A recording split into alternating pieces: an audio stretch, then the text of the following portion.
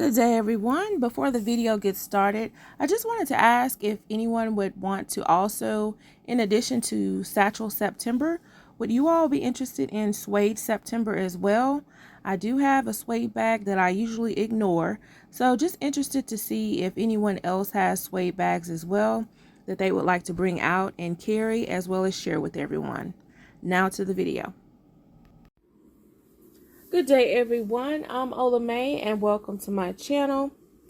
I have a quick unbagging for you all. I swear I was not looking, or should I say expecting, to find anything. But I went into Ross just looking. Again, not expecting to find anything, especially that I had not seen before. But I did. And I found this very, very beautiful Dooney and Burke shoulder bag, y'all. And let me make sure that I have it in shot because I'm looking at it but not looking at the camera. This bag is in suede and it does have leather detail on it. But this color is so rich and pretty. And just to give you a close-up of it. And I was surprised that the bottom of this bag was actually suede too and not the leather continued. But it does have the feet that are leather based. But the corners itself are leather. And it has this wonderful zipper on the back with the beautiful braided leather pull tab. This pocket does go all the way to the bottom. Excuse me.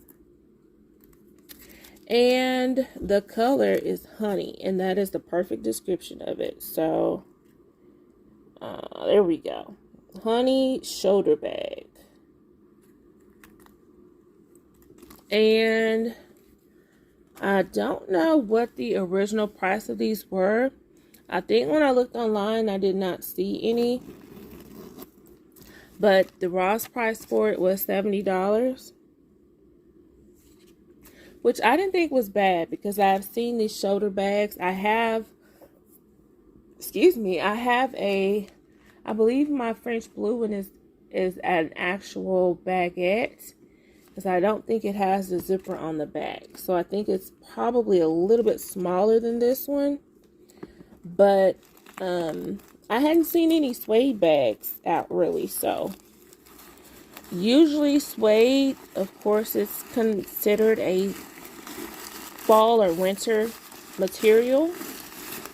But this color pops so much. I don't think it really matters when you carry it. And it does come with a dust bag.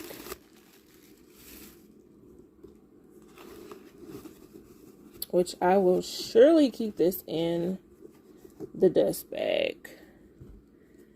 And, oh, this is the key keeper. I thought that was loose paper. Inside, it does have a slip pocket here. Dooney and Burke logo there. And then the front side, it has another slip pocket as well. With the leather trim on the top of both of those. So very simple interior. It does have this lovely tassel pull on the zipper pull. And like I said, one of my favorite features is this back zipper.